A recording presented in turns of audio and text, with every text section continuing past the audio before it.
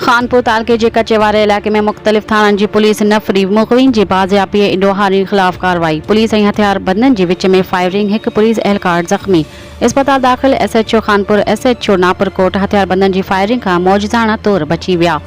Police ऐं हथियार बंदनि में छिकताण 2 मुग़विन जी बाज़ियाबी जा बि इतला, को बि ॾोहारी गिरफ़्तार न थियो। पुलिस वापसि मोटी आई। मिलियल ॼाण मूजिबि खानपुर तालके जे कोट शाहू जे कचे में डोंग मोरीअ में मुख़्तलिफ़ थाननि जी पुलिस नफ़री पारां 2 मुग़विन जी बाज़ियाबी लाइ कार्रवाई कई वई। कार्रवाई दौरान पुलिस ऐं हथियार बंदनि में शदीद फायरिंग पिणु थी। हथियार बंदनि जी फायरिंग में नापरकोट थाणे पुलिस एहलकार नौशेरो फिरोज़ वासी सिकंदर अली भेण पिणु ज़ख़्मी थी पियो आहे। ॼण त हथियार बंदनि जी फायरिंग में SHO खानपुर सिकंदर लाखेर ऐं SHO नापरकोट हिदायतुल्ला मारफाणी पिणु मौजज़ाने तौर बची विया। होॾां इतला आहिनि त पुलिस 2 मुग़विन खे पिणु बाज़ियाब करायो आहे। पुलिस मुग़विन जी बाज़ियाबी जी तस्दीक न कई। ॿिए तरफ़ पुलिस मूजिबि त ॾोहारियुनि ख़िलाफ़ ऐं मुग़विन जी बाज़ियाबी लाइ कार्रवाई कई वई, जंहिं में पुलिस एहलकार ज़ख़्मी थियो आहे। मुग़वी बाज़ियाब न थिया आहिनि। मुग़विन जी बाज़ियाबी ऐं ॾोहारियुनि ख़िलाफ़ कार्रवाई जारी रहंदी।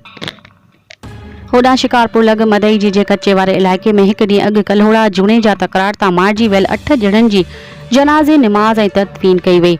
मदई जी जे कचे वारे इलाइक़े जहबर शेख थाणे जी हद में कल्होड़ा जूणे जा तकरार तां मारिजी वियल 8 ॼणनि जी जनाज़े निमाज़ अदा कई वई।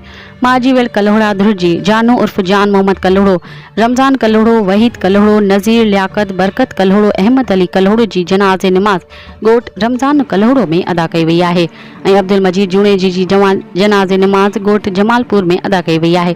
ॿिन्हिनि धुरियुनि जी माण्हुनि जी जनाज़े निमाज़ में सवें बिरादरी जे माण्हुनि शिरकत कई आहे।